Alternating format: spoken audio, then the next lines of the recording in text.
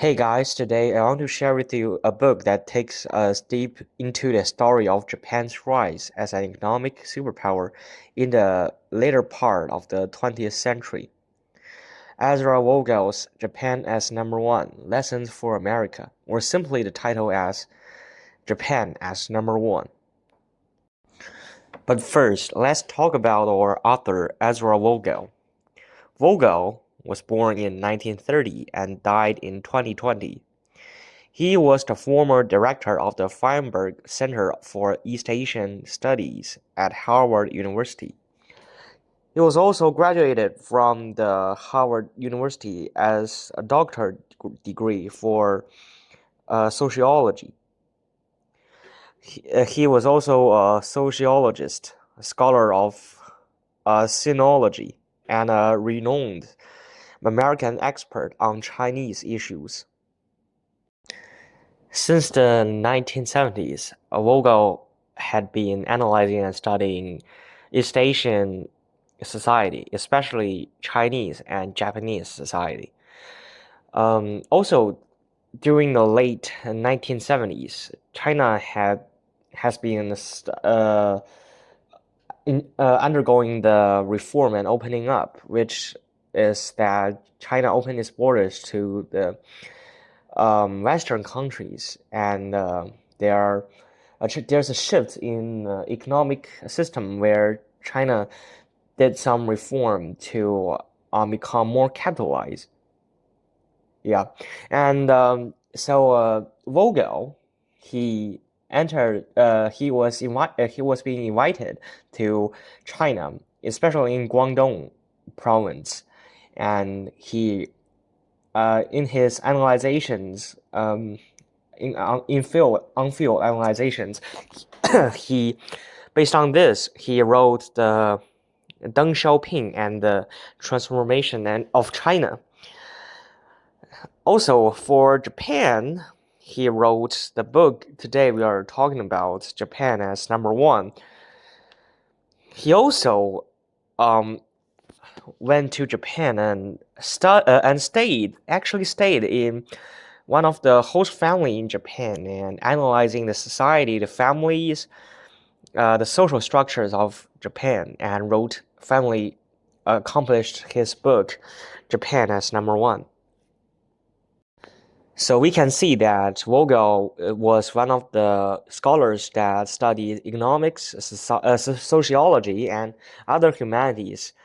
And also in the later years, he changed his directions to analyzing China, just like Francis Fukuyama, which is another scholar who wrote his famous book, The End of History and the Last Man, to analyzing the capitalism and democracy, and later in especially in the 21st century, he started to analyzing Chinese society as well.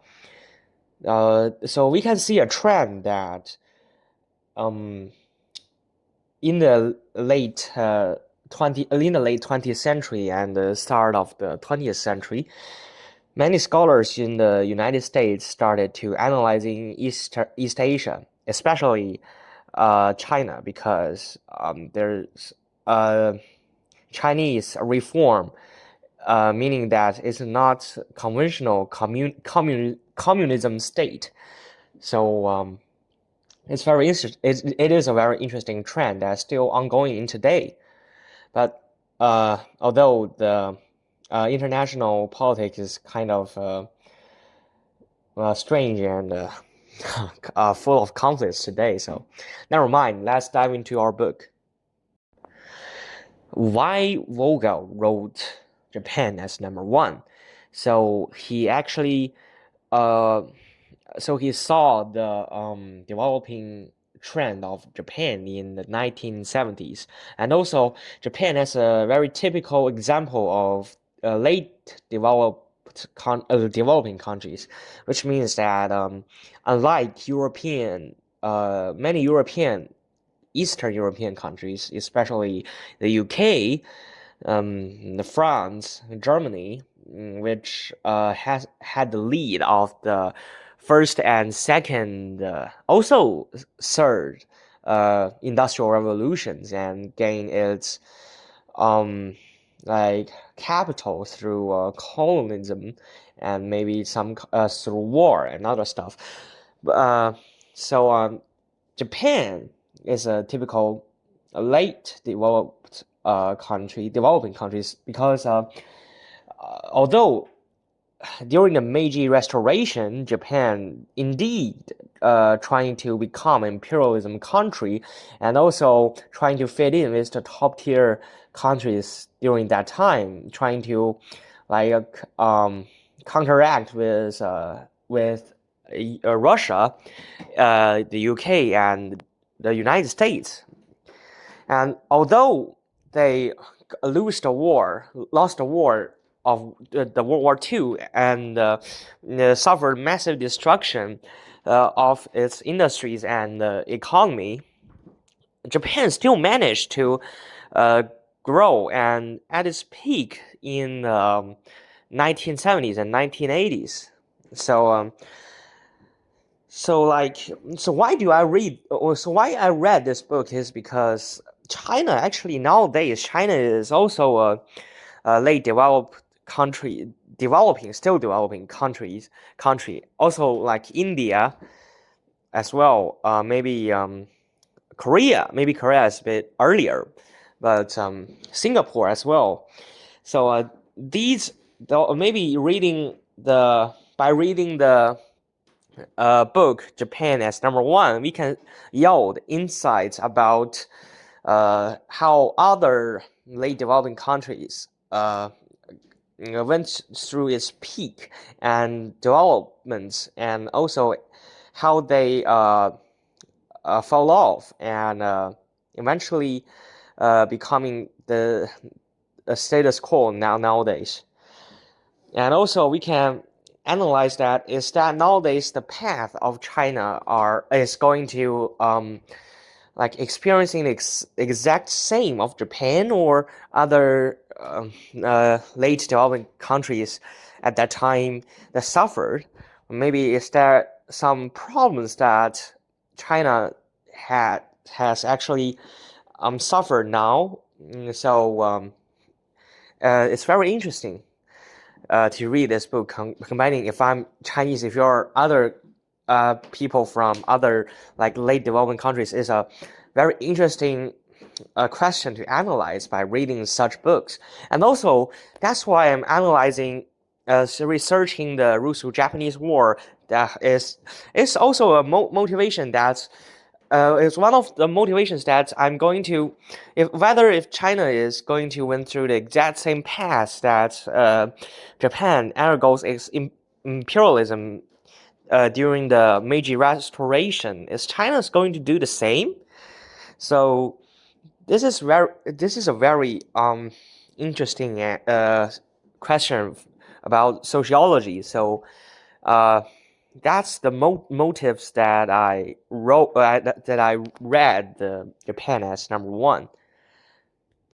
So you may find out that there are actually some grammar mistakes, because I'm not reading a draft, because I don't have much time to do this.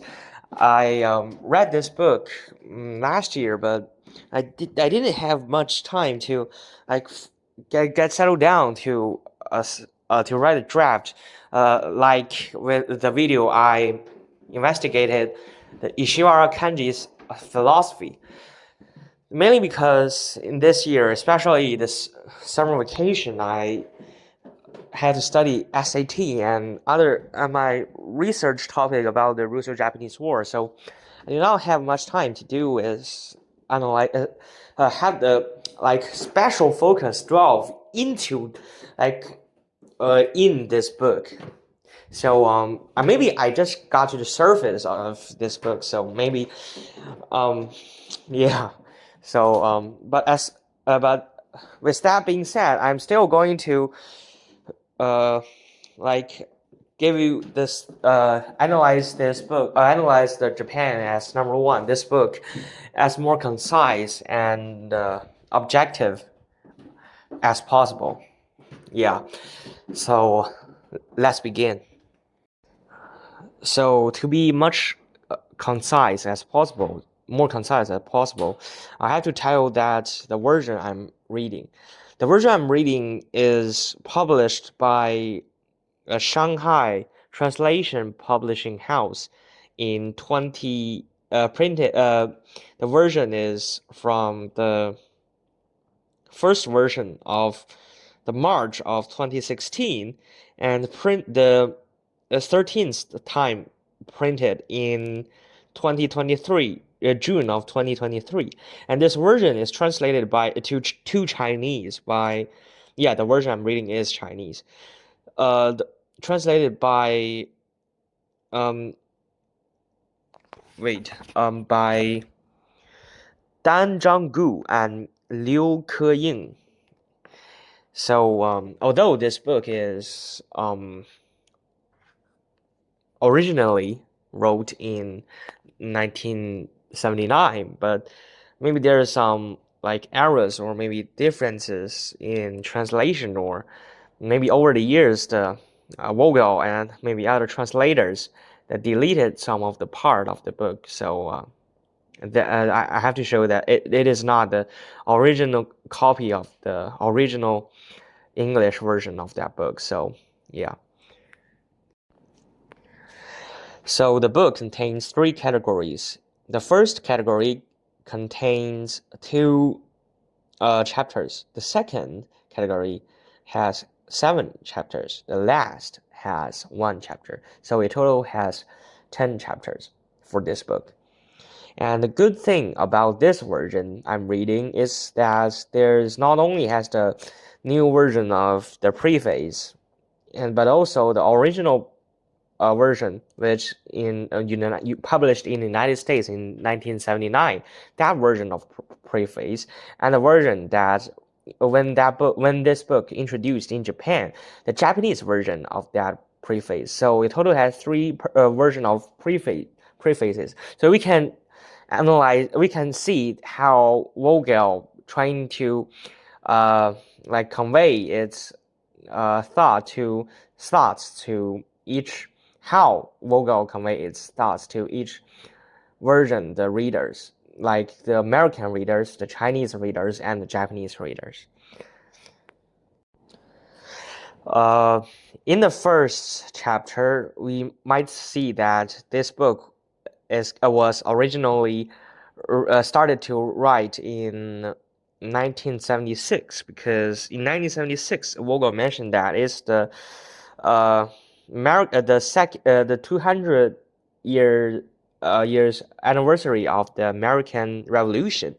So that, but under this celebration, he stated that like many didn't really delve into the real shortcomings of the American democracy, that although that the presidency has 4 years, but after that presidency, like they just blame to each problem to that president, like for example, like SDI is a bad thing, so it's President Reagan's problem, and blah blah blah. And so Vogel stated that not many Americans actually like focusing the main problem, the root problem of the American politics, which is the American democracy, the systematic problems that he wants to state out, that many didn't focus on this, just blaming the political parties, just blaming the political figures. So so in this chapter, in this chapter, the Vogel mainly stated that Japan is actually a mirror of the United States. So why he stated that Japan's all conventional. I'm actually reading the the book. Like Japan's all conventional political systems are are made after uh, deliberations and after like strict analyze to made up such political system. And although the United States political system was based on 200 years ago, the uh, under the agriculture society, but until today, I mean in Vogel's 1976, the American political system haven't like undergo any uh like like big or major restoration, or we say that reform. He stated that in Japan over the past 200 years, for that time is 100 year. Japan has two big checks examination on its political systems. One is in 1868 when Japan. We know that that is the start of the Meiji Restoration. In that time, Japan like had 20 years to reform its political system, the economy, the education system, the like military system, and entertainment or any other stuff to the best, trying to fit with the best system at that time. Another time of reform of Japan is the end of the Second World War, which under the occupation of the mainly the United States, the Japan has its reformation of democracy. Also, we can say it's a form of devolution. Uh, Also, after the 1952, which the end of the occupation of America, Japan still focused to move on to trying to focus on how to reform its system to the best. Another reason Vogel stated that Japan is the mirror of America is that in all developed democratic countries, Japan is the only non-Western. I mean the like whether it's Caucasian or Anglo-American or Anglo-Saxon, like white people leading countries.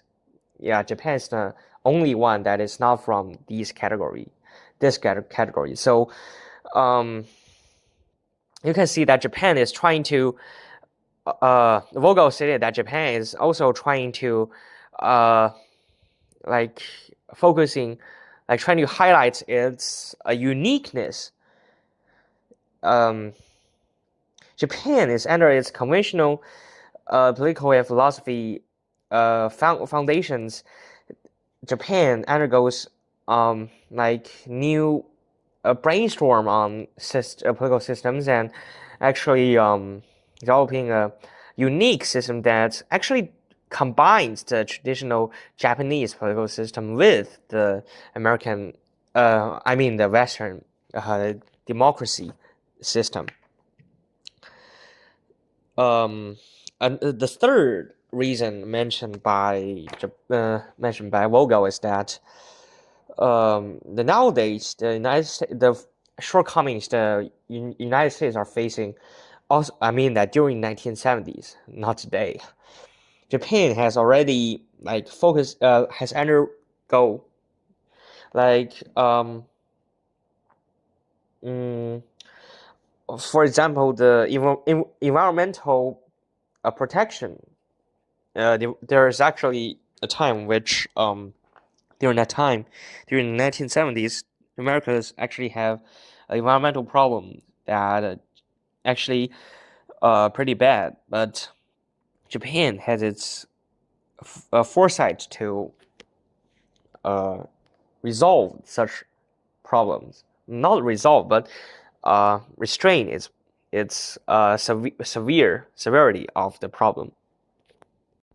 So from this example, Vogel stated that Japan has actually faced such problems the United States were facing in the 1970s.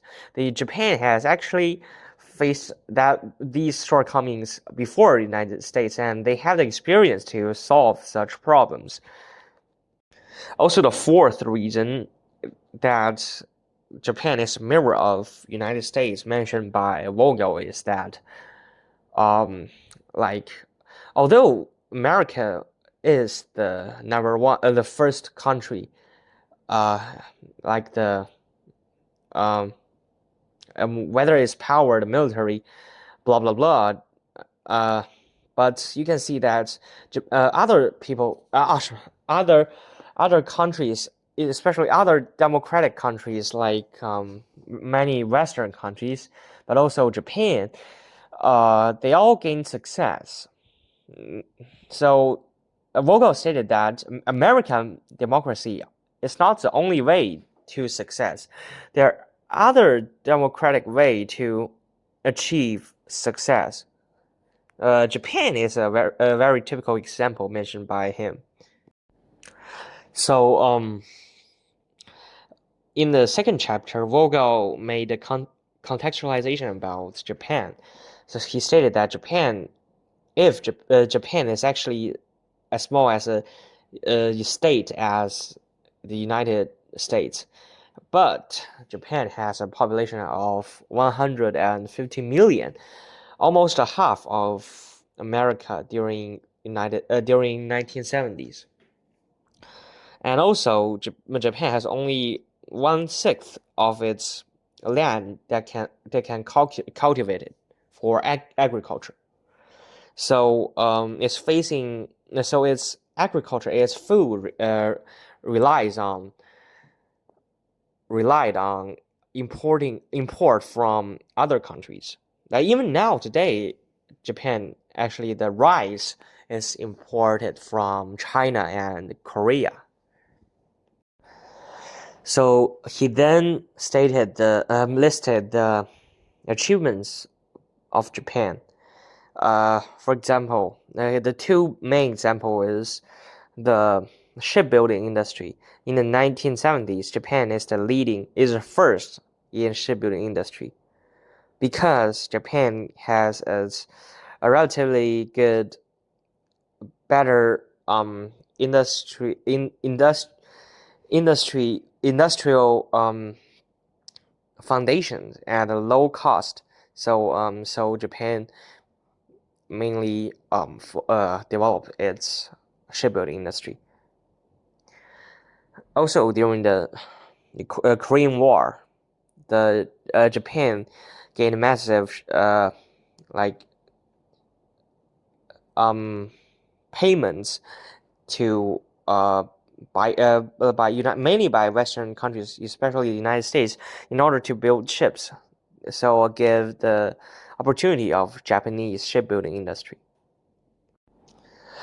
Another main achievement is like the radio, the gadgets, and also especially Japanese car in 1970s. So in 10 years, Japan's car is selling to all around the world and gain in many parts of the world that Japan's car is selling at #1. It has the #1 selling, and that's another attribute of Japan during that time. Let's get into the part that why Vogel thought Japanese society achieved its success in the 1970s. One of the main reasons that how Japanese is a nation that loves to study. Like he made a example that Japan has like educational program on televisions that allows not only children but also adults from all kind of fields to study. Like they have educational programs on the television show, like to teach English, to teach languages, to teach skills and sort of things like that. So he also made examples based on the history that since the Meiji Restoration, but also since Chinese Tang Dynasty, the the Japanese sent um office officials to China to study its political system, showing that Japanese love to study. That period also known as the Taika Reform. Another reason is that Japanese officials, government officials, and Japanese firms, businesses loves to like uh, uh, like gather intels from other countries, like whether if the stock market is higher in Hong Kong, in Korea, in the United States, or sort of things like that. He also mentioned that Japanese people love to use a term, think tank, which is like experts gather together to like focus to solve or analyze a problem. Another main reason is that Japanese people loves to work for a long period of time in the same company or the same like position in the government. He made this notion because that in the Meiji Restoration, Japanese government was actively searching for experts from different fields in order to like boost its reform. So like the government gave these professionals a very high salary and like so also so that's how individuals work in the company and in the government for a long time, even in some cases, in many cases actually, that they work their entire life in a company or in a government. So this is kind of associated with the East Asian originated in China. That's the Confucius philosophy of filial piety. That you have to loyal to your king, your like your boss or some, your parents or something like that. Perhaps this is a well, it's a kind of a like debatable question because it involves like a very dangerous field like a national philosophy that is very controversial nowadays. So yeah, but that's also one uh like uh probably one reason to explain this. Another reason is that like the Japanese government. Oh, so why he mentioned why the Japanese industries and businesses developed so fast in 1970s. So you mentioned that Japanese government like gave subsidies for these companies. The government encourages uh, the companies and industries to like achieve different quotas in order to like boost its economy. He always mentioned that like government agencies like Ministry of Finance and Ministry of Health and Welfare often intervene with the Japanese society to in order to like help the industries and help the quality of Japanese people. Also, why he mentioned why Japanese people focus on their like development is that um, you see that during the in like in the United States that there's Watergate scandal during that time, during Nixon's period, and the nation got mad and actually furious about Nixon's move.